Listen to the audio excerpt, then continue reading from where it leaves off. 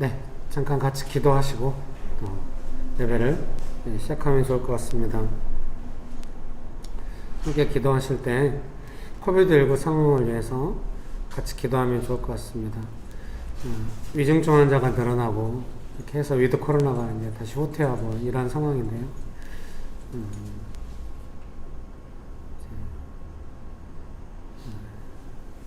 이런 상황에 대해서 조금 우리가 낙담되거나 좀 이럴 수 있는데 그러지 말고 이 상황이 다 코비드19를 다스려가는 상황이다 그렇게 이해하면서 예수님 은혜를 의지하면서 이 상황 가운데 우리를 도와주시도록 기도하면 좋겠습니다. 같이 기도하시겠습니다. 좋으신 예수님, 코비드19 상황 가운데서 저희 한 사람 한 사람을 지켜주시고 이 나라를 지켜주셔서 감사합니다. 위드 코로나를 시행하다가 위중증 환자가 늘어나고 확진자가 늘어나고 이러면서 지금 다시 방역이 강화되고 있습니다. 그러나 주님, 우리를 사랑하셔서 이 상황을 잘 감당해 갈 수 있도록 지금 지혜를 주시고 하나됨을 주셔서 감당하며 나아가게 하여 주시옵소서. 한 가지 더 기도하실 때는 이제 이 위중증 환자가 늘어나는 게 핵심인데요. 그 내용 안에는 이 60대 이상의 고령층의 위중증 환자가 늘어난 건데 많은 분들이 백신 접종을 일찍 했었죠. 60대 이상부터. 근데 이제 백신 접종을 완료했어도 이제 그 백신의 유효 기간이라고 할까요? 그게 이제 6개월 뭐 지나면 또 쉽게 돌파 감염이 일어나고 이런 걸 보면서 이걸 3개월까지 이제 좀 줄여서 백신의 유효 기간을 부스터 샷을 맞아야 한다. 이제 이렇게 그런 부분에 대한 이해가 조금 경험이 부족했다. 이렇게 이야기하는 것들을 제가 TV에서 본 것 같아요. 그래서 좋다고 생각합니다. 좀 어려웠지만 다시 경험하면서 좀 더 준비된 대응으로 나아가고 이런 과정이 자연스러운 과정이라고 저는 생각합니다. 이런 것들이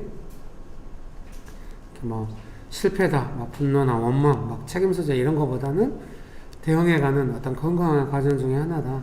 이렇게 이해하고 싶습니다. 그래서 방역 담당자들에게 지혜를 주시고 국민 모두가 또 마음을 모아서 빨리 코로나가 어떻게 될 것인가, 피해 상황은 이런 것이다. 이런 것들이 더 중요하긴 한데 더 중요한 거는 이 상황에 배우면서 우리가 어떻게 이걸 다스려 갈 것인가로 나아가는 그것이 우리의 논의의 중심이 되고 이랬으면 좋겠습니다. 실제로 그렇게 진행되기를 바랍니다. 그것을 위해서 쉽지 않겠지만 그것을 위해서 기도합니다. 같이 기도하실까요? 좋으신 예수님, 여러 상황 가운데 어려움이 있고 낭망이 있고 원망이 있고 시시비비가 있습니다. 그러나 주님, 저희가 기도하는 것은 이런 상황을 해결해 가시는 그 예수님의 사랑과 은혜와 능력을 믿고 나아갑니다. 주님, 그래서 이 상황들이 경험하면서 배울 걸 배우면서 결국 코로나 이런 상황으로 나아가는 것들이 우리의 삶에, 우리의 논의에 모든 방역 상황의 중심이 되게 하여 주시옵소서. 주님, 우리를 불쌍히 여기시고 도와주셔서 감사합니다. 좋으신 예수님, 언제나 우리를 지키시고 보호하시며 지혜를 주시고 능력을 베풀어 주시며 은혜를 베풀어 주시는 예수님을 찬양합니다. 예수님의 이름으로 기도합니다. 아멘.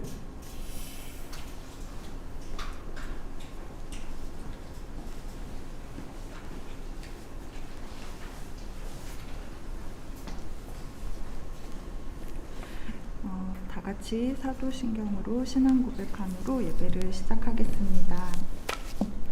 전능하사 천지를 만드신 하나님 아버지를 내가 믿사오며 그 외아들 우리 주 예수 그리스도를 믿사오니 이는 성령으로 잉태하사 동정녀 마리아에게 나시고 본디오 빌라도에게 고난을 받으사 십자가에 못 박혀 죽으시고 장사한 지 사흘 만에 죽은 자 가운데서 다시 살아나시고 하늘에 오르사 전능하신 하나님 우편에 앉아 계시다가 저리로서 산 자와 죽은 자를 심판하러 오시리라. 성령을 믿사오며 거룩한 공회와 성도가 서로 교통하는 것과 죄를 사하여 주시는 것과 몸이 사는 것과 영원히 사는 것을 믿사옵나이다. 아멘. 네. 제가 묵상했던 말씀은 잠언 13장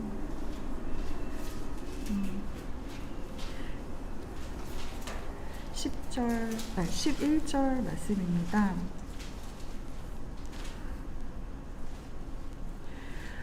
제가 읽어보겠습니다. 잠언 13장 11절. 쉽게 얻은 재산은 줄어드나 손수 모은 재산은 늘어난다. 아멘.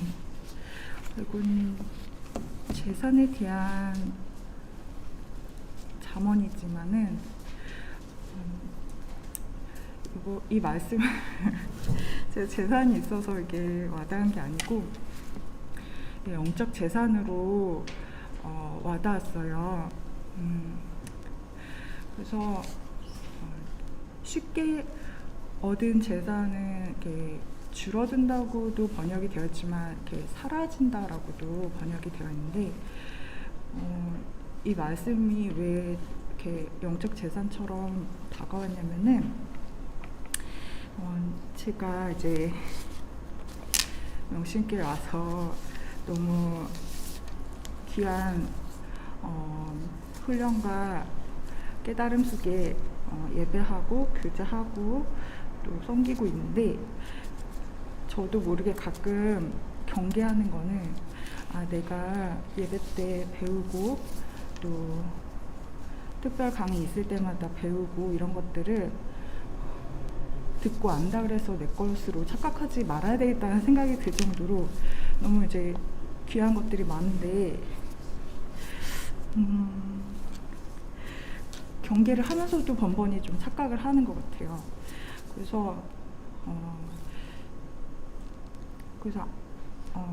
정말 그때 이제 저번에 이제 두 교회를 내보내시면서 목사님이 그때 한참 강조하셨던 게 갑자기 생각이 났었는데 그때 우리가 배운 것을 직접 사용하는 것이 가장 효과적으로 사역을 배우는 것이다. 이렇게 그런 맥락으로 굉장히 다각도로 그걸 말씀하시고 또 강조를 하셨었어요. 그래서 이제 제가 이제 지난 캠퍼스 리더 또 중요하게 커뮤니케이션하고 결정해야 되는 것이 있었는데 그게 이제 늘 하던 이제 저의 습관, 제가 이제 막 전화 통화하고 이런 거를 잘 안 해요. 웬만하면 가장 마지막에 하는.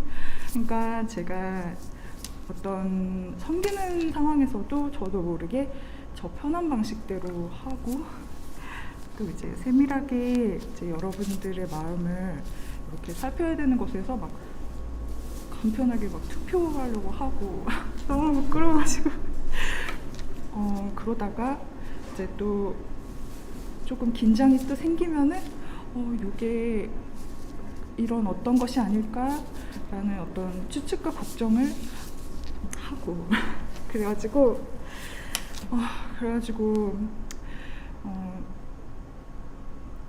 직접 사역을 하면서 커뮤니케이션을 배운다.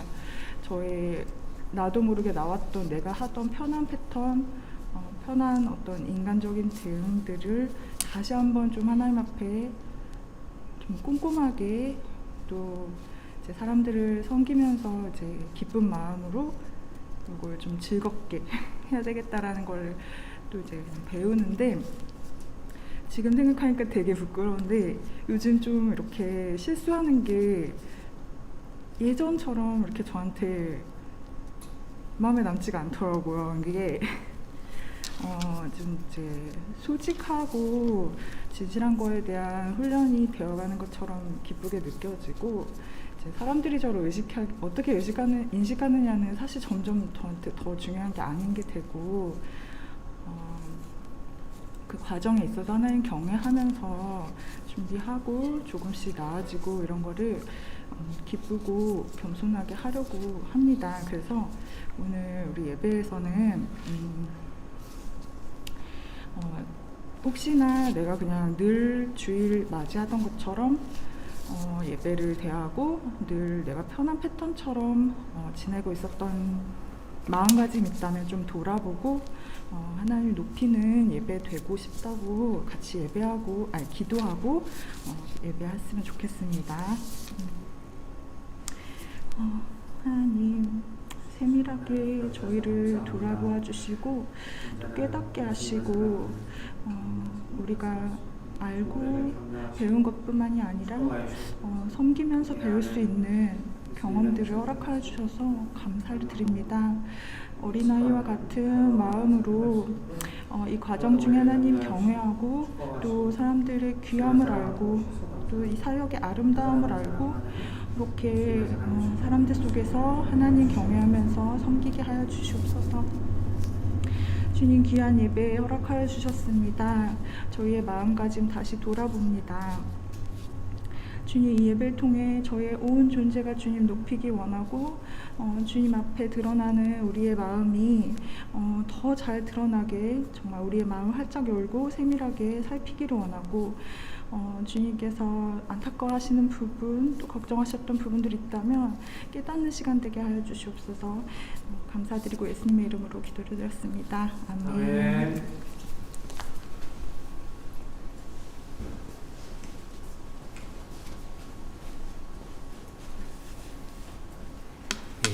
저희가 찬양을 해야 되는데 반주자도 예배가 나눠지면서 반주자도 없고 해서 찬송가를 반주는 없지만 같이 큰 소리로 찬양을 했으면 좋겠습니다. 찬송가 115장 기쁘다고 오셨네. 비록 상황은 이렇게 어렵지만 저희가 예수님을 생각하면서 찬양했으면 좋겠습니다.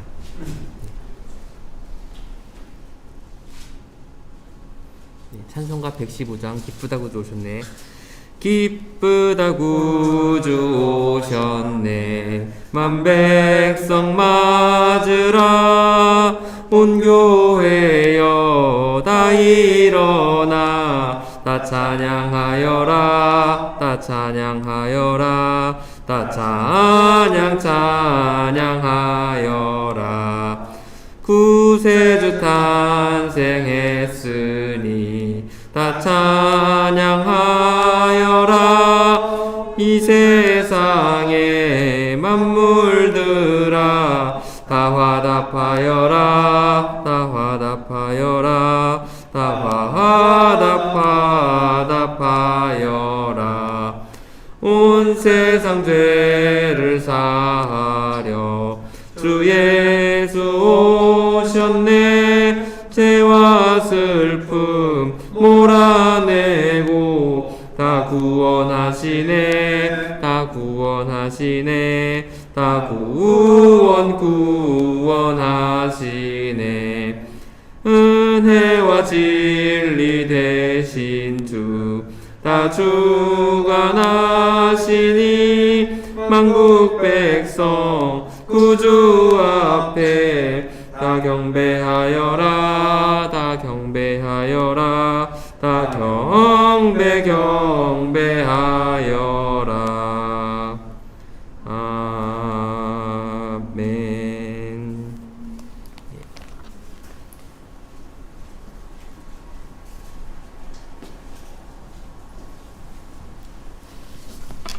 기도하겠습니다. 하나님, 날마다 해가 뜨면 우리의 일터로 나가고 그냥 똑같은 삶을 살 수 있지만 저희를 빛 가운데 불러주시고 예수님을 보내주시고 생명이 무엇인지 정말 영원한 만족이 무엇인지 복음을 통해 알게 하시는 하나님, 저희가 정말 주님과 친밀한 교제 속에 살 수 있는 놀라운 삶을 허락하여 주신 것을 잊지 않기를 원합니다. 이번 주에 또 성탄절을 앞두고 있는데 예수님의 우심이 우리 가운데 더욱 깊어지고 또 더욱 넓어져서 우리가 정말 삶에 서 있는 곳마다 하나님 통로되는 그 사명들을 또 기쁘고 즐겁게 감당하는 그런 한 주가 될 수 있도록 도와주시옵소서. 이 자리에 있는 모든 사람들, 또 온라인으로 예배하시는 분들, 우리의 삶의 자리와 가족들의 관계, 또 우리가 또 어려워하는 깊은 오래된 관계들 모든 것 가운데 하나님의 능력과 선하심과 복음이 임하기를 간절히 기도합니다.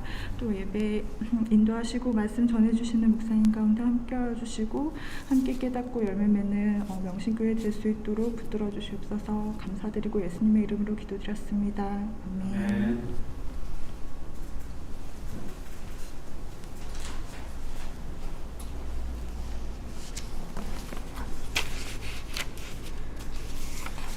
네, 성경 말씀은 요한복음 15장 1절에서 11절입니다. 요한복음 15장 1절에서 11절입니다. 네.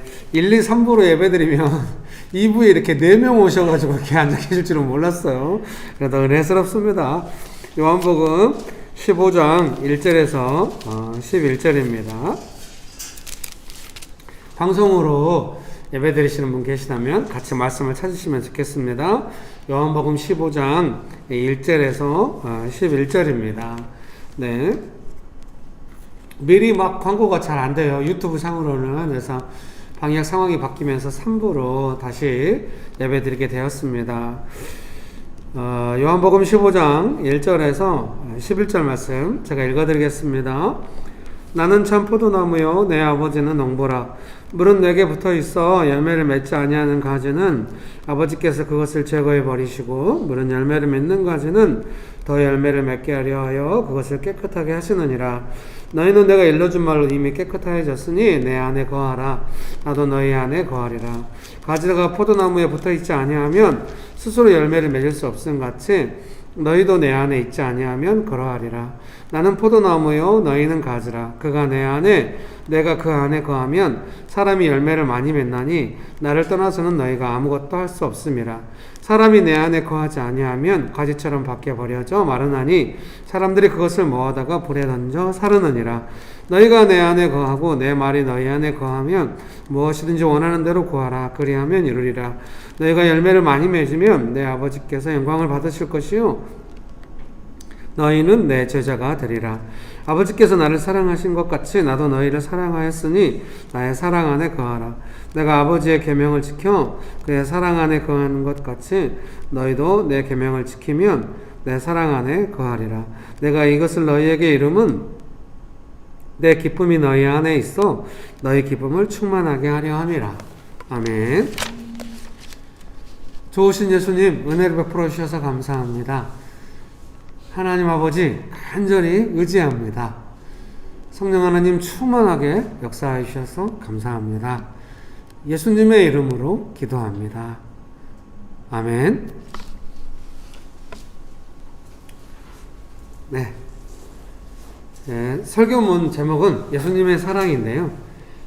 요한복음 15장 1절에서 11절이 본문인데 중요한 구절들을 제가 설교문에 옮겨 놓았어요. 첫 번째는 4절을 제가 옮겨 놓았습니다.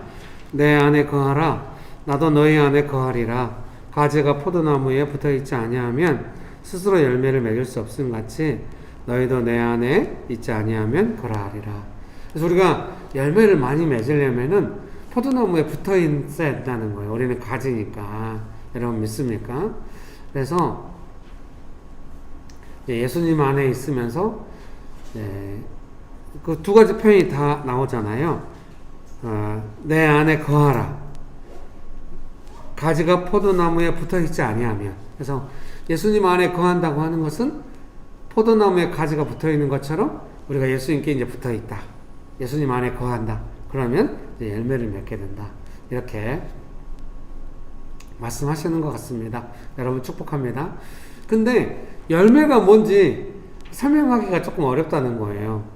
예수님의 말씀으로 생각하면은 포도나무에 가지가 붙어 있어서 열매를 맺는다고 하니까 포도 열매가 맺히겠죠.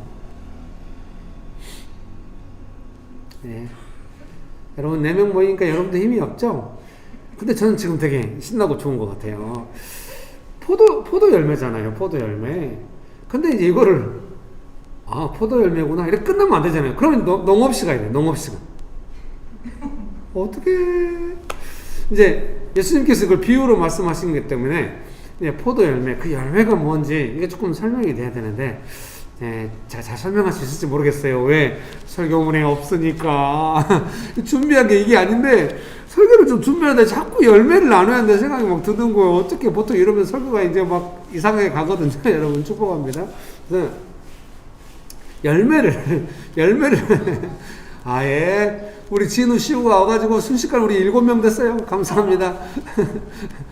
저 아이들 옆으로 빨리 가세요. 가서 안 가면 또 우리 사모님 화나요. 미안해요. 이런 유머를 어떻게? 자 옆에 가셔서 예, 진우 시우도 아빠가 오니까 씩 웃으면서 좋아하네요. 네. 예, 그래서 열매는 진우네 가족이다. 어떡해? 예, 여러분 죄송합니다. 그래서 제가 이제 열매를 설명할 때 제일 먼저 이제 그런 말씀을 드리고 싶은 거예요. 설교문 놔두고 왜 또 이렇게 하냐. 3부로 예배드리면 꼭 이렇게 되더라고요. 똑같이 반복이 안 돼요. 혹시 설교문을 기반한 충실한 설교를 듣고 싶으시면 일부 예배를 나중에 보시면 되겠어요. 어쨌든 저는 예수님의 뜻이다 생각하고 순종하며 살려고 합니다. 15장 11절 한번 보시겠습니까? 요한복음 15장 11절. 내가 이것을 너희에게 이름은 내 기쁨이 너희 안에 있어 너희 기쁨을 충만하게 하려 함이라. 아멘. 여러분 믿으십니까? 그래서 예수님께 잘 붙어 있어가지고 열매를 맺어야 한다. 이 말씀을 또 이제 결론같이 말씀하실 때 그게 뭐냐면은 기쁨이 충만하게 하려고 한다는 거예요. 그래서 제가 생각할 때 뭔가 열매를 설명하고 싶을 때 제일 먼저는 조금 기쁨을 설명하고 싶은 거예요. 이 기쁨도 뭔가 우리가 기쁜 건 아니겠죠. 예수님의 기쁨이겠죠. 여러분, 예수님의 기쁨 경험해 보셨죠? 축복합니다. 제가 조금 이렇게 뭔가 설명할 때마다 늘 조금 뜬구름 잡는 시기여가지고 여러분께 얼마나 도움이, 우리 교회 성도들 착하신 것 같아요. 그렇게 설명을 해도, 이러면서 좀 들어주시거든요. 그래서 예수님의 기쁨이라고 하는 것이 뭐냐면요. 예를 들면, 직장 생활하고 하루하루 살아가는데, 뭐 아무 기쁨이 없어. 회사 자체는 기쁨이 아니야. 죄송해요. 제가 회사 안 다니면서 이런 말 해서. 어떡해. 예, 회사가 막 기쁠 것 같지 않아요. 제 생각에. 기쁠 일이 있긴 있겠지만, 조금 좀 삭막해. 어떤 면에서. 막 이해관계가 너무 엇갈리고, 기쁨이 없어. 기쁨이 없는데, 뭐랄까요. 말씀을 읽거나, 뭔가 기도를 하거나 했을 때, 예배를 드리고 났을 때, 뭔가 마음이 조금 기뻐지고, 좀 즐거움이 생기고, 막 이래요. 근데 이제, 보통 이러잖아요. 이런 즐거움이 약간 생기지만 이게 삶의 현실로 돌아갔을 때 삶이 너무 차가우니까 그 마음이 순식간에 막 사라지는 거예요. 그리고 예배를 드리면서 기뻐도 나중에 이제 학습 효과가 있으니까 이거 잠깐 위로받아도 내 삶의 현장에 가서 어떻게 할 수 있으려나. 삶의 무게가 너무 크다. 막 이렇게 생각할 수 있거든요. 근데 이제 저도 물론 죄송합니다. 직장에서 치열하게 사시는 집사님들에 비하면 저는 너무 행복해요. 교회에서 누가 저한테 일 시키고 막 이러지 않아. 제가 하고 싶으면 하고 안 하고 싶으면 안 해. 근데 이제 월급을 못 받아. 그게 또 너무 괴로워. 여러분 축복합니다. 그래서 어쨌든 제가 했는데 여러분 사랑하는 성도들의 삶만큼은 아닌데 부족하지만 제 안에도 이제 기쁨이 사라질 만한 일들이 많이 생기겠잖아요. 근데 어느 순간부터가 그 기쁨이 안 사라지는 거예요. 아무리 어려워도 나는 항상 기쁘다 이건 아니에요. 근데 뭐랄까, 그래서 기쁨을 설명하기 힘든 것 같아요. 우리가 기쁘다고 하면 감정적인 고향을 생각하기 때문에 감정이 가라앉으면 기쁨이 없는 거지 이렇게 생각하기가 쉬운데 그런 내용을 설명하는 건 아니니까요. 뭔가 삭막하고 이제 예를 들어서 미안합니다. 직장에 갔는데 너무 삭막한데도 내 안에 여전히 뭔가 즐거움이라 할까, 예수님께 받은 은혜가 살아있다고 하는 느낌이 있는 거죠.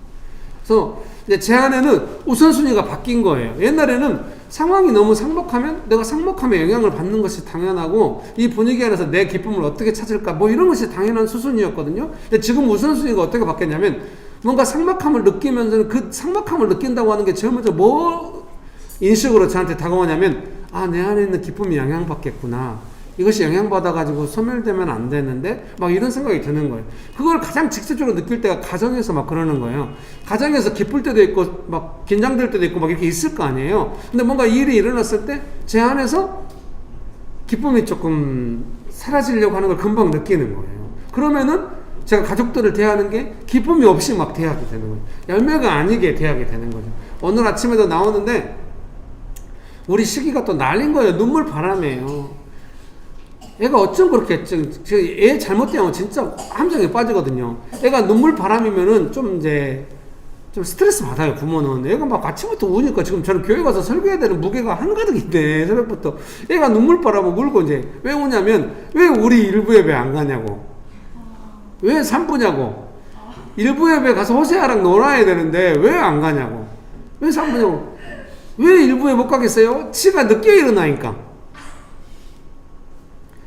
그치 돌보느라고 눈물 바람이에요. 근데 이제 제가 웃으면서 야, 아빠는 너의 눈물바람에 그냥 푹 빠지면 안 돼. 그 내가 스트레스 받고 하면은 너 금방 또 웃는다? 그럼 아빠가 얼마나 허탈한 줄 아니? 막 이러면서 누구 들으라고 한 소리인지 모르겠으나 하고 막 저는 즐겁게 나왔어요. 예. 아들이 막 울고 막 이러면은 기쁨이 영향받는 게 제가 금방 막 마음이 작동하는 거죠. 이때 아이의 상황 따라서 내 마음이 조금 어려워지면은 기쁨이 사라지면 아이에게 내가 좀 이렇게 좀 기쁨 없이 대하게 되고 심지어는 조금 화내면서 대할 수도 있죠. 왜 아침부터 왜 오니? 막 이렇게 할 수가 있어요. 그러면 얘가 나중에 웃을 때 너무 상처가 돼. 내 스스로에게. 물론 제 마음에 얘가 왜 이렇게 왔다 갔다 하는 거야.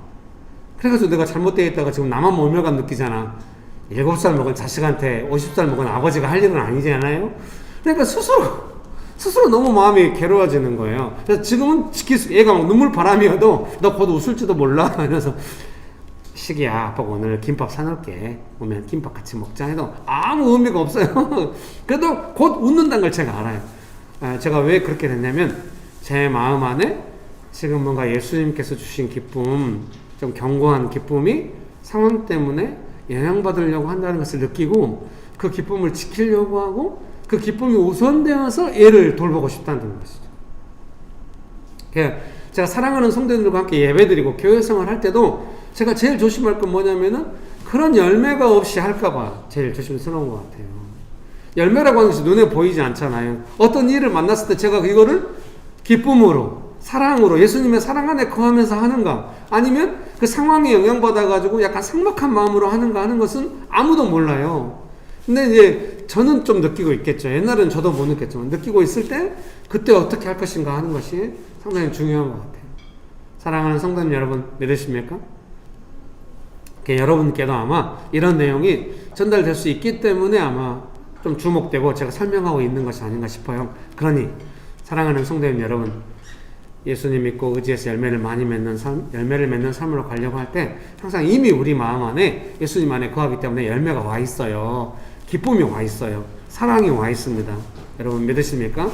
그 사랑이, 그 기쁨이 어떻게 영향받나 점검할 수 있게 되시고 좀 더 바라기는 그 예수님의 사랑과 기쁨이 좀 더 커져가지고 그것이 흘러갈 수 있도록 되시기를 주의 이름으로 축복합니다. 그렇게 되기 원하십니까? 그런 은혜가 가득하게 되시기를 주의 이름으로 축복합니다. 네, 설교문 읽어드리겠습니다.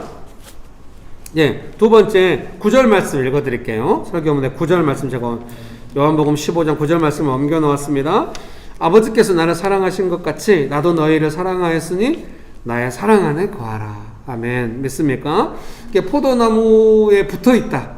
가지인 우리가 포도나무에 붙어 있다. 라고 하는 의미는 무엇이냐면 예수님의 사랑 안에 거하고 있다. 이런 말씀으로 이해가 됩니다. 믿으십니까?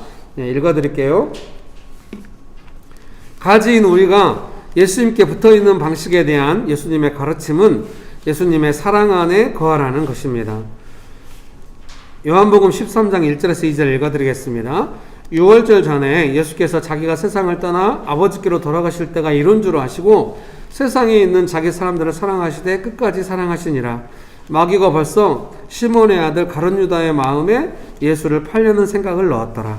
제자들은 모두 예수님을 버리고 도망을 갔습니다. 예수님은 홀로 십자가를 지셨습니다. 예수님의 사랑은 예수님을 버리고 도망간 사람들을 위한 사랑입니다. 예수님은 자신을 버리고 도망갈 제자들을 향하여 새 계명을 말씀하십니다. 새 계명을 너희에게 주노니 서로 사랑하라. 내가 너희를 사랑하는 것 같이 너희도 서로 사랑하라. 너희가 서로 사랑하면 이로써 모든 사람이 너희가 내 제자인 줄 알리라. 요한복음 13장 34절 35절입니다. 여러분, 믿으십니까? 그래서 사랑하는 성도님 여러분께서 이렇게 우리가 예수님의 사랑 안에 거하고 예수님의 사랑을 배워갈 때 예수님의 이런 사랑이 있는 것이죠. 예수님께서 예수님을 버리고 도망가고 예수님을 팔려고 생각하는 사람들을 끝까지 사랑하셨다, 이렇게 말씀하시는 거죠. 그래서 우리가 이 말씀을 읽을 때는 예수님의 사랑이 무슨 의미가 있을까?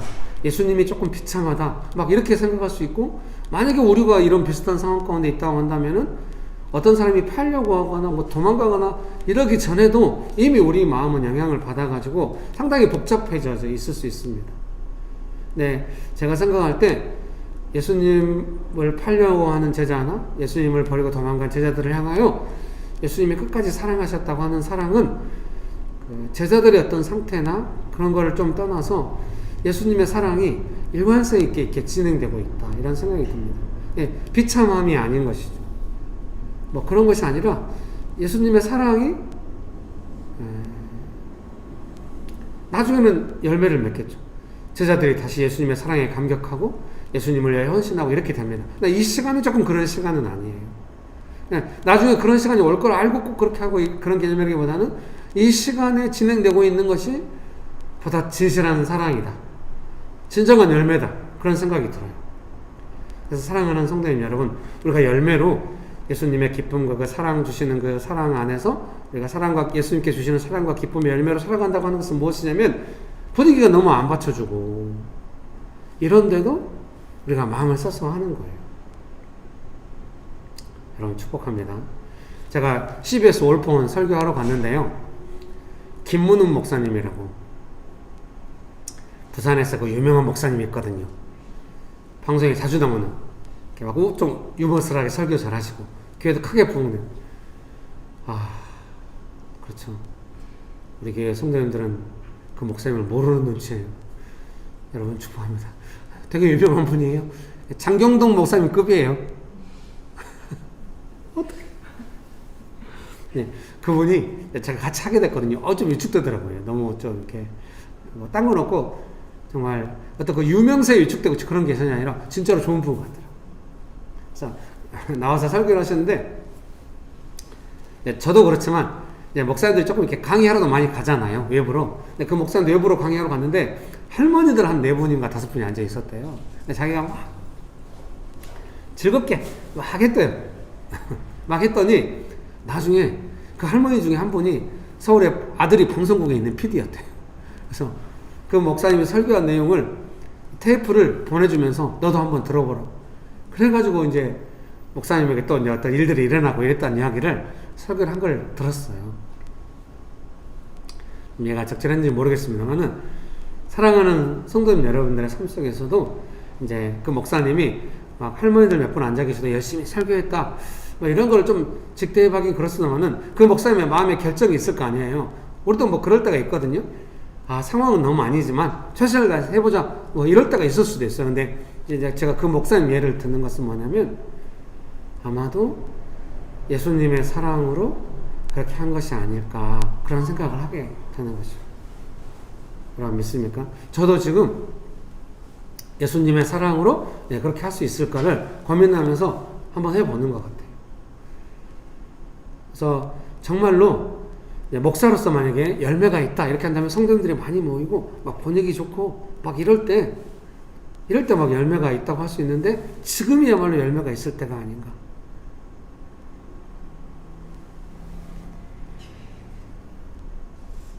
여러분 축복합니다.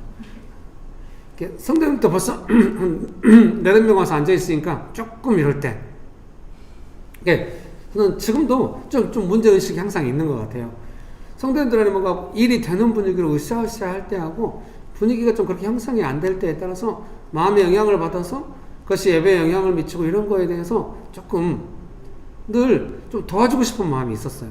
그래서 3부로 나눠서 예배 드릴 때도 이제 같이 모여서 예배 드릴 때 훨씬 더 분위기가 좀 빠지고 이럴 거 아니에요. 그때도 충분히 예수님께 영광 돌리면서 즐겁게, 왜냐면 길에서도 2-3명이 모여서 예배, 저 혼자 길에 나가서 기도해도 언제나 기쁘고 이러니까 그런 것들을 좀 돕고 알려주고 싶은 마음이 있었어요. 그랬더니 점점 그렇게 정착이 되는 거예요. 근데 문제는 뭐냐면 그걸 또 너무 즐기는 거예요.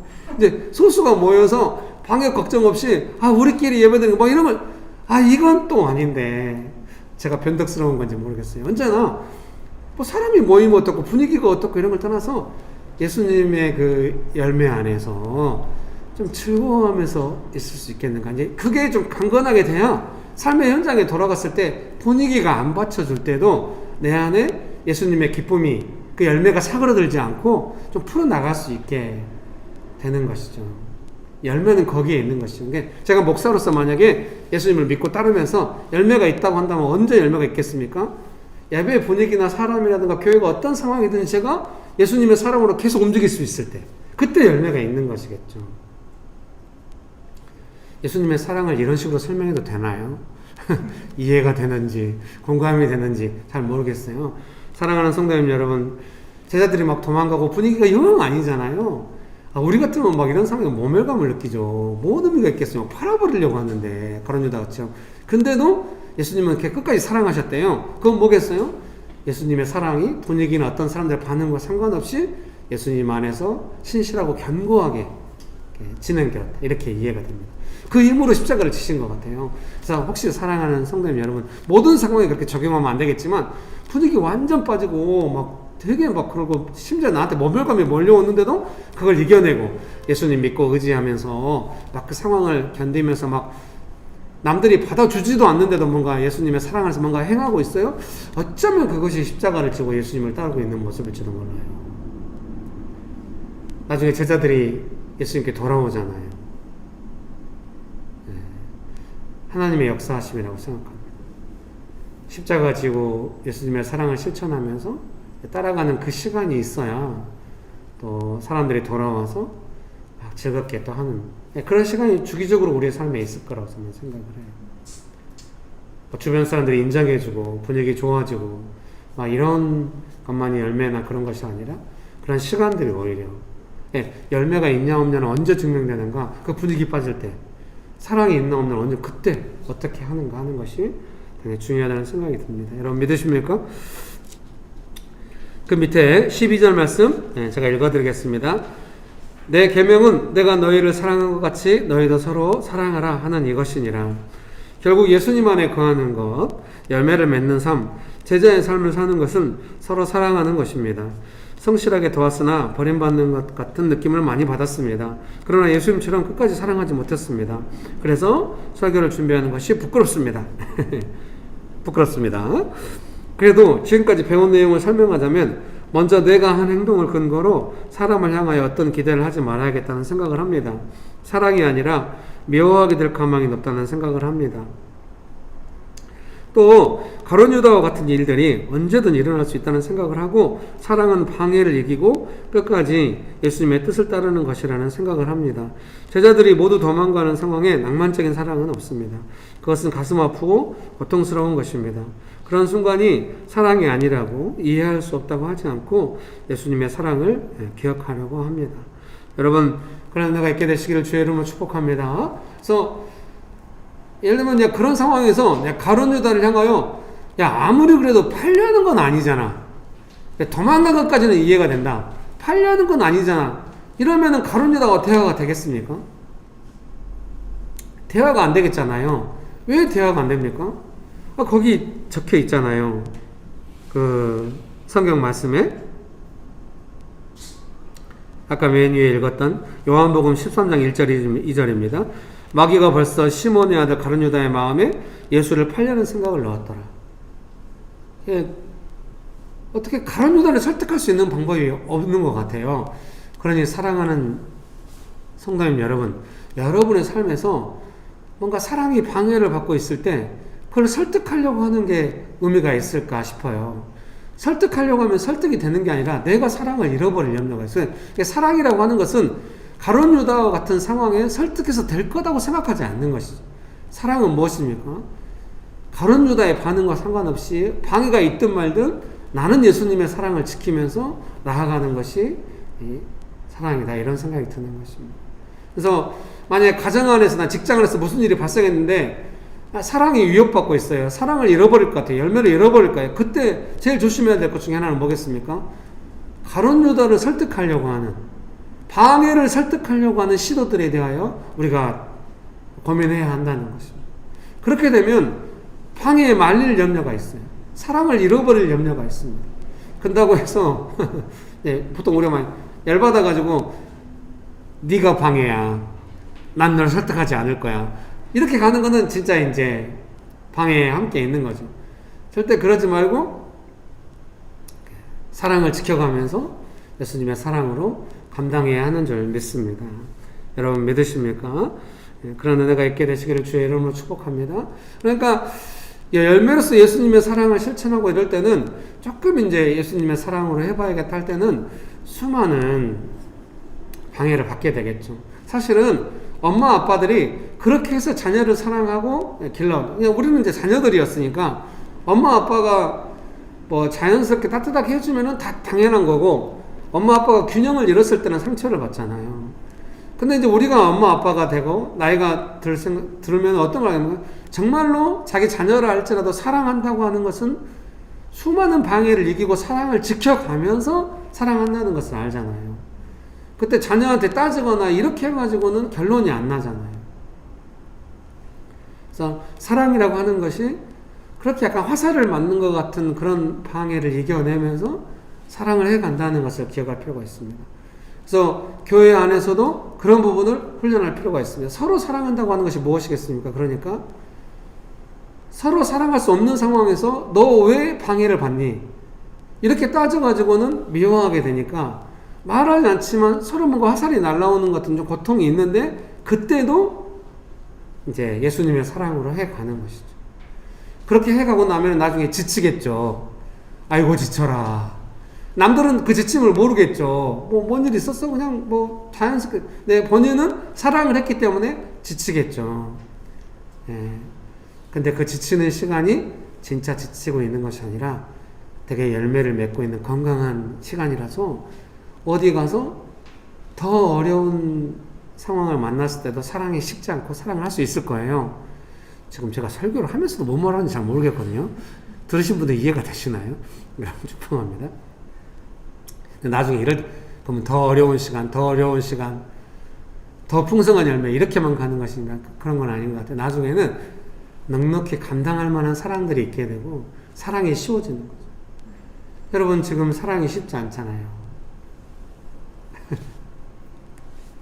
죄송합니다. 설교가 쉽지 않네요. 여러분 축복합니다. 사랑이 좀 쉬워지게 되는 것이죠. 그리고 사랑이 방해받고 있다고 하는 것도 금방 알아채게 되는 것이죠. 옛날에는 사소한 방해도 영향받아가지고 내 안에 사랑이 식는지도 몰라요. 그냥 방해에 막 반응하고 있는 거예요. 근데 지금은 방해를 느끼고 있는데 사랑이 약해가지고 잘 실행이 안 되나? 뭐 이렇게 왔다 갔다 할 수 있죠. 근데 제가 언제나 성도님들 제가 사랑이 없어가지고 섬김이 없어가지고 제 탓이에요. 그때 아니 그것도 중요한데 그거보다는 방해를 이기고 나아가는 좀 강건한 사랑, 이게 좀 우선인 것 같습니다. 분별해야 사랑할 수 있습니다. 이러면은 잘 동의가 안 되나 봐요. 이해가 안 되나 봐요.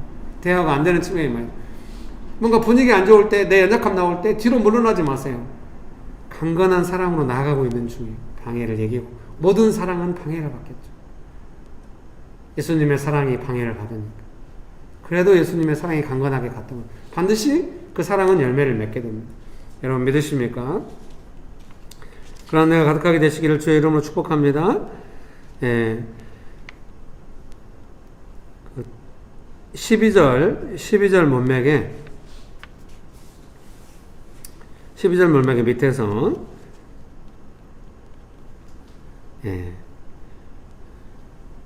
일곱 번째 줄쯤부터 읽어드리겠습니다. 여섯 번째 줄부터 읽어드리겠습니다. 마지막으로는 상처를 받았다고 해서 사랑을 포기해서는 안 된다는 것입니다.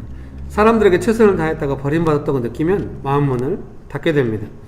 사랑하지 않는 것이 상처받지 않는 길이라고 혼자만 손해볼 수 없다는 생각을 하게 됩니다. 그러면 사랑이 없어집니다. 열매가 없어집니다. 진공 상태가 아니라 언제든지 미워할 수 있는 미움을 포장한 형식적인 관계가 남습니다. 사랑하는 성도님 여러분, 우리가 내가 사랑이 어떤지 그런 거 잘 모를 수 있지만 관계 속에서 약간 형식적인 관계로 가려고 할 때 그런 느낌이 있고 그런 관계에 영향을 주고받을 때 민감하게 우리가 알아야 하겠죠. 이것들을 어떻게 우리가 사랑으로 풀어갈지를 고민해야 할 것 같습니다. 예, 여러분도 그런 경험이 있을 거예요. 직장에서나 어디서나 사랑이 식어지고 민감해질수록 형식적인 관계가 더 두드러지게 될 것입니다. 그때 여러분도 방어하면서 더욱 형식적으로 대하고 이럴 수 있어요. 누가 더 사랑 없이 형식적으로 대하는가가 승리의 조건이 될 수도 있습니다. 그런 것이 우리 안에 익숙하게 남아있을 수 있어요. 그때 우리가 나는 예수님의 사랑으로 할 거야. 그래, 다 형식적으로 해. 나는 사랑으로 할게. 이러면 분위기가 너무 이상할 것 같아요. 나 자신도 그것이 어떤 것인지 잘 모를 수가 있을 것 같아요. 그때 분별하고 느끼고 있는 것은 중요한 것 같아요. 아, 형식적으로 되려고 하는 이런 상황이 예수님의 사랑이 식어지고 있는 상황이고 이것들이 아마 열매가 없어지게 하는 그런 상황일 수 있다. 그래서 사랑하는 성도님들께 그렇게 부탁하고 싶어요. 사랑이 위축되고 형식적인 미움을 포장한 형식적인 관계가 남으려고 할 때 이때 어떻게 사랑으로 이런 상황들을 풀어갈 수 있나 그런 부분들을 고민하면서 사역할 수 있게 되기를 제가 기도합니다. 근데 제가 경험할 때는 옛날에는 좀 제가 급했죠. 예, 동생들하고 같이 개척하고 이러니까 갑자기 저를 대하는 게 달라질 때가 있어요. 그럼 제가 한마디로 제압하죠. 뭐예요 지금? 왜 사람을 이런 식으로 대? 너 뭐하고 있냐? 뭐 이러면은 분위기가 확 바뀌어요. 근데 지금은 그렇게 했더니 동생들이 말을 잘 듣긴 잘 듣는데 그래도 좀 결과가 안 좋은 것 같아요. 지금은 어떻게 하냐? 그런 거 느낌이 올 때 제가 느끼는 거 뭐냐면 나를 왜 그런 식으로 대해? 이런 게 먼저 올라오는 게 아니라 지금 예수님의 사랑 그 열매가 영향받고 있구나. 예수님의 사랑과 그 열매를 지키려는 쪽으로 가게 되는 것이죠. 나를 어떻게 대하냐 하는 겁니다. 왜? 그것만이 열매요 사랑이요 의미가 있습니다. 우리가 어떤 관계가 되고 네가 나를 어떻게 대하고 내가 너를 이거보다도 더 중요한 게 예수님의 사랑 그 예수님께 주신 열매를 지켜가는 것이 중요하게 신중하게 되는 것이죠. 근데 제가 보니까 미움을 포장한 형식적인 관계라는 게 되게 강한 것 같지만 너무 약해요. 사랑이 훨씬 강합니다. 내 안에 사랑이 식지 않는 한 이미 지고 있어요. 형식적인 관계는 지고 있어요. 축복합니다. 옛날에는 막 형식적인 관계를 꽉 발려가지고 네가 마음을 이렇게 쓰니까 그렇게 된 거 아니에요 행동이 얼른 빨리 안 돌이켜 막 이러죠. 죄송합니다. 그건 아니에요. 그거는 제가 하는 거예요. 안 돼. 그래서 예수님의 사랑이야. 전달 방식도 예수님의 사랑으로 해야 돼. 할 수 있어. 예수님의 사랑이 제일 강합니다. 여러분 축복합니다. 지금 눈이 녹아버리잖아요. 햇살이 있으니까. 따뜻한 햇살은 눈을 어떡해. 여러분 축복합니다. 아무래도 2부 예배 오면은 이렇게 좀 더 현장성이 더 강하게 되는 것 같아요. 여러분 축복합니다. 그 마지막 두 문장 읽어드릴게요. 만약 가족이라면 단 하루도 그렇게 살 수 없습니다. 더 사랑하는 사람이 더 고통스러울 것입니다. 사랑하지 않는 것, 미워하는 것이 고통이라는 사실을 배워갑니다. 여러분도 이미 이걸 알고 있을 거예요. 그러니까 사랑이 영향받고 사랑이 식어지고 막 좀 미움이 막 있고 이런 것들이 고통스럽다는 걸 느끼시고 계실 거예요. 이해되시죠? 근데 그 고통스럽다는 것보다도 그 분위기 너무 싫지만 나 자신을 방어하거나 나를 입증하는 것이 더 좋아서 그 고통을 허용하고 있는지도 몰라요. 여러분 그러지 마시고 예수님의 사랑에 헌신해서 이런 고통스러운 것들은 다시는 경험하지 말자 이렇게 가는 것이 아니라 예수님의 사랑으로 다스리면 우리는 고통을 이기고 사랑 안에 거할 수 있습니다. 여러분 믿으십니까? 네, 그런 은혜가 가득하게 되시기를 주의 이름으로 축복합니다. 방해를 이기고 도망가는 사람들이 주는 상처를 딛고 일어서서 혼자 손해본다는 무의미함을 넘어서서 사랑한다는 것은 사람의 힘으로는 안 됩니다. 나를 사랑하신 예수님의 사랑을 받고 다른 사람에게 예수님의 사랑을 지키겠다는 헌신이 있어야 하는 것 같습니다. 사랑은 언제나 예수님의 사랑입니다. 여러분 믿으십니까? 이 시간에 기도하실 때 우리 가족들을 위해서 가족들 안에서의 사랑이라고 금방 느껴지니까 적용을 그렇게 기도를 한번 해봅시다. 가족들 안에서 내가 사랑하며 살아갈 때 예수님의 사랑을 지키면서 하겠습니다. 예수님의 사랑으로 가족들 안에 있겠습니다. 결단하시면서 여러분 예수님의 사랑을 지켜가기 원하십니까? 원하시면 아멘 합시다. 여러분 예수님의 사랑을 지켜가기 원하십니까? 예수님의 사랑을 중심으로 분별하기 원하십니까? 아멘. 예수님의 사랑으로 때로는 고통스러운 상황에도 예수님의 사랑을 포기하지 않고 그 예수님의 사랑에 헌신하시겠습니까? 좋습니다. 가정 안에서 저는 예수님의 사랑에 헌신하겠습니다. 같이 기도합시다. 좋으신 예수님, 사랑하는 성도님 한 분 한 분을 불러주시고 우리 모두가 다 예수님의 사랑에 대해서 묵상하고 기도하며 생각하며 나아갈 수 있도록 축복하여 주셔서 감사합니다. 우리가 가정 안에서 예수님의 사랑을 끝까지 포기하지 않고 사랑을 지켜가고 예수님의 사랑을 의지하면서 나아가기로 결정하고 헌신합니다. 예수님의 사랑에 헌신합니다. 좋으신 예수님, 사랑하는 성도님들 한 분 한 분의 그 예수님의 사랑에 헌신하는 삶으로 말미암아 가정 안에 예수님의 사랑의 열매가 가득하게 하여 주시옵소서. 그래서 우리가 예수님의 사랑이 어떤 것인지 깊이 깨닫고 예수님의 사랑으로 사역하며 나아가는 그 사명의 삶을 끝까지 지키고 열매가 가득한 인생이 되게 하여 주시옵소서. 예수님의 이름으로 기도합니다. 아멘.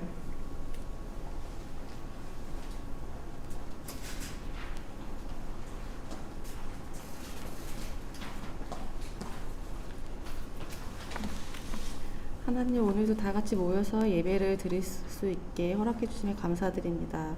오늘 드린 헌금이 예수님이 원하시는 곳에 합당해 쓰이기 원합니다. 그리고 재정뿐 아니라 주님이 저에게 주신 시간과 재능, 사람들 안에 관계들 안에서 하나님이 주인 되시는 삶을 이번 한 주 살아갈 수 있기를 기도드립니다. 마지막으로 크리스마스를 앞두고 있는 이번 한 주 동안 주변에 소외된 이웃들을 돌아볼 수 있는 저희가 되게 기도합니다. 이 모든 말씀 예수님의 이름으로 기도드립니다.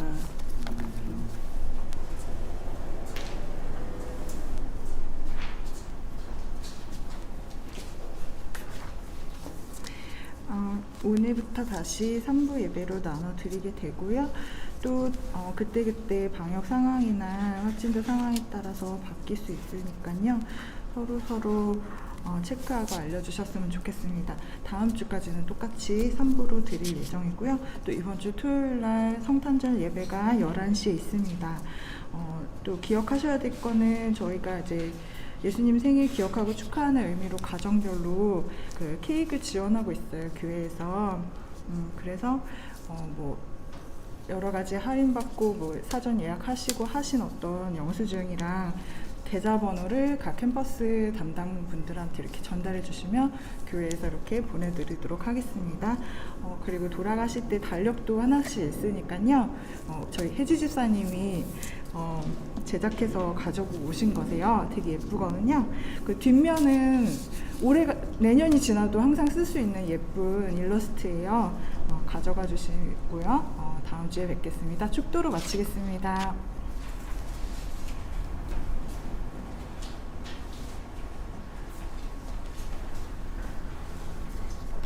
성탄절 케이크 이야기하면서 이제 드는 생각은 가족들끼리 있을 때 막 성탄절이라고 막 예수님 생일이라고 막 이렇게 막 이야기하는 건 좀 쉽지 않을 것 같아요. 근데 이제 케이크 같은 거 가지고 가서 한 조각씩 나누면서 꼭 촛불 켜지 않아도 촛불 켜고 노래 부르면 제일 좋을 것 같아요. 사랑하는 예수님 생신 축하합니다. 이렇게 하면은 제일 좋을 것 같긴 한데 꼭 그렇게 하지 않아도 케이크를 잘라가지고 한 조각 같이 나눠 먹읍시다. 예수님의 생일인데. 그러면서 이 한마디만, 그 한마디를 좀 제가 생각했던 것 같아요. 별로인가요? 그런 시간 되시면 좋겠습니다. 기도하고 예배를 마치도록 하겠습니다. 지금은 우리 주 예수 그리스도의 은혜와 아버지 하나님의 크신 사랑과 성령님의 교통하심이 예수님의 사랑으로 가정 안에서 헌신하며 살아가기를 결정하는 명신교회 사랑하는 성도님들의 삶 위에, 명신교회 위에, 조국교회 위에, 온 열방 위에 주롱 영원토록 함께 하시기를 간절히 축원합니다. 아멘. 여러분 감사합니다.